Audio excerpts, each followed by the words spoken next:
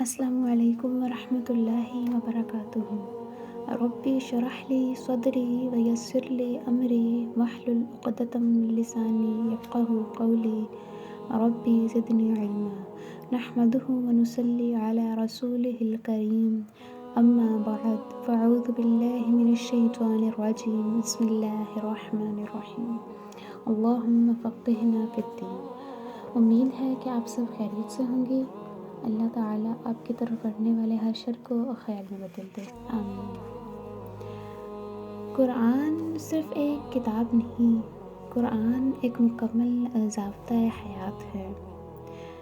جس طرح کسی مشین یا کسی ڈیوائس کے ساتھ اس کی یوزر مینول دی جاتی ہے، اسی طرح قرآن ہمارے لیے یوزر مینول ہے۔ ہماری زندگی کے ہر مرحلے کے بارے میں ہمیں رہنمائی قرآن سے ملتی ہے، پھر چاہے وہ مسئلہ ہمارے ذاتی زندگی کے متعلق ہو، معاشری زندگی کے متعلق ہو یا کاروباری زندگی کے متعلق ہو۔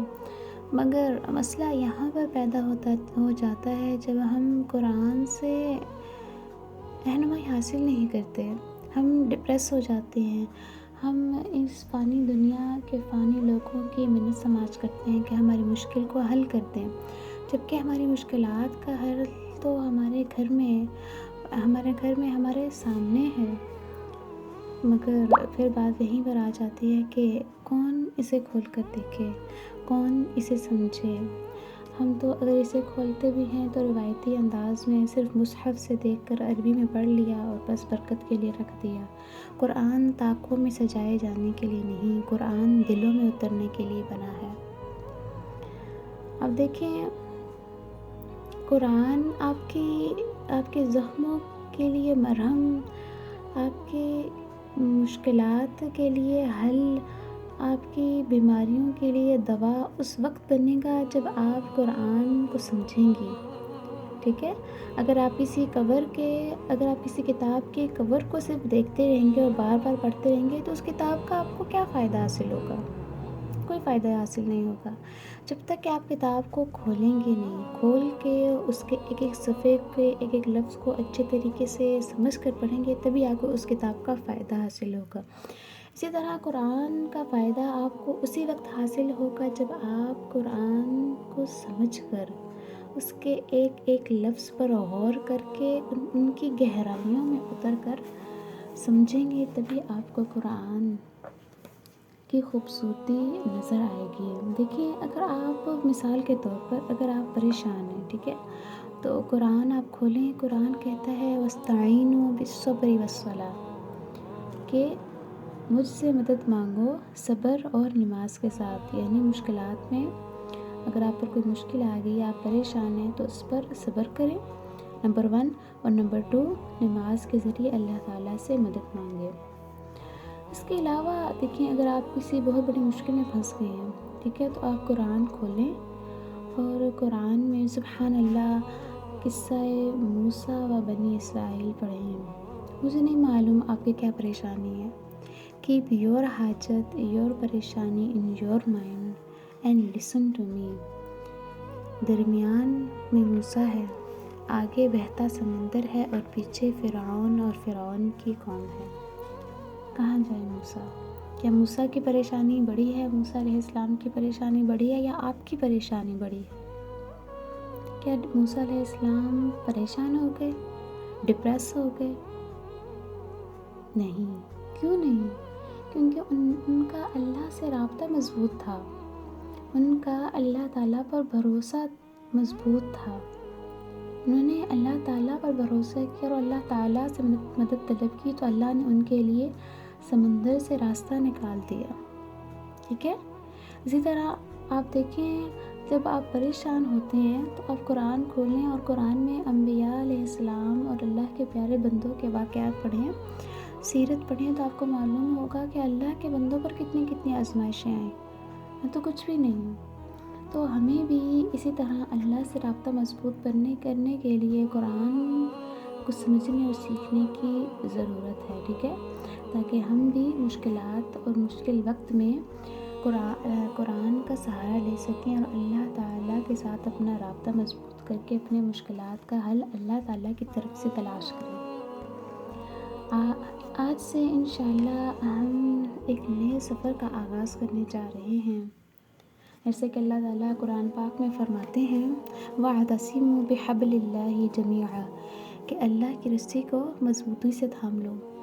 انشاءاللہ آج سے میں اور آپ ہم مل کر اللہ تعالیٰ کی رسی کو مضبوطی سے تھام کر اس کے راستے پر چلنے کی کوشش کریں گے۔ اللہ سے دعا ہے کہ اس سفر کو خیر و عافیت سے پائے تکمیل تک پہنچائے، آمین ثم آمین۔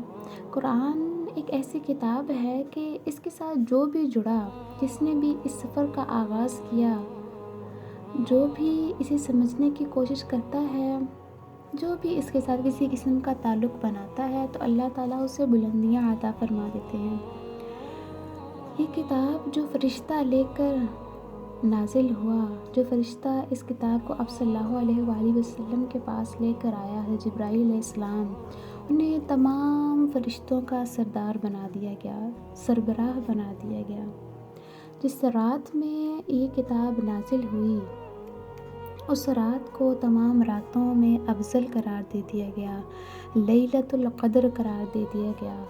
اور سبحان اللہ، جس رسول پر یہ کتاب نازل ہوئی انہیں سید الانبیاء رحمۃ للعالمین، دونوں جہانوں کے سردار، تمام انبیاء کا سردار بنا دیا گیا۔ آپ کا یہاں آنا کوئی معمولی بات نہیں، یہ بہت قابل قدر عمل ہے۔ اس سفر پر نکلنے والوں کو، قرآن کو سمجھنے، دین کو سیکھنے والوں کو رسول اللہ صلی اللہ علیہ وآلہ وسلم کی وصیت کے مطابق مرحبا کہنے کا حکم ہے۔ مرحبا یعنی خوش آمدید۔ اور مزید یہ کہ اس عمل کی تلاش میں تو فرشتے بھی رہتے ہیں۔ سیدنا ابو ہریرہ رضی اللہ عنہ سے مروی ہے کہ رسول اللہ صلی اللہ علیہ وآلہ وسلم فرماتے ہیں کہ اللہ تبارک و تعالیٰ کے کچھ فرشتے ایسے بھی ہیں جو پھرتے رہتے ہیں اور ذکر کی مجالس کی تلاش میں رہتے ہیں۔ پھر جب وہ کوئی ایسی مجلس پا لیتے ہیں جس میں اللہ کا ذکر ہو تو وہاں بیٹھ جاتے ہیں اور ایک دوسرے کو، یعنی فرشتے ایک دوسرے کو پروں سے ڈھانپ لیتے ہیں، یہاں تک کہ زمین اور آسمان کے درمیان کا خلا بھر جاتا ہے، یعنی ہر طرف فرشتے ہی فرشتے ہو جاتے ہیں۔ پھر جب وہ متفرق ہو جاتے ہیں، یعنی کہ جب مجلس برخاست ہو جاتی ہے اور لوگ اپنے اپنے راستوں کو چل دیتے ہیں اور فرشتے بھی آسمان کی طرف چڑھ جاتے ہیں، تو اللہ تعالیٰ ان سے پوچھتے ہیں، جبکہ اللہ تعالیٰ سبحان اللہ خود بخوبی ہر چیز کو جاننے والا ہے، اللہ تعالیٰ ان سے پوچھتے ہیں کہ تم کہاں سے آ رہے ہو؟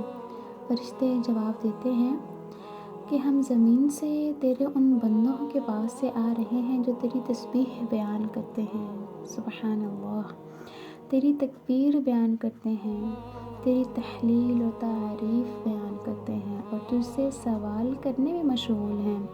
اللہ تعالیٰ فرشتوں سے پوچھتے ہیں کہ وہ مجھ سے کس چیز کا سوال کر رہے ہیں؟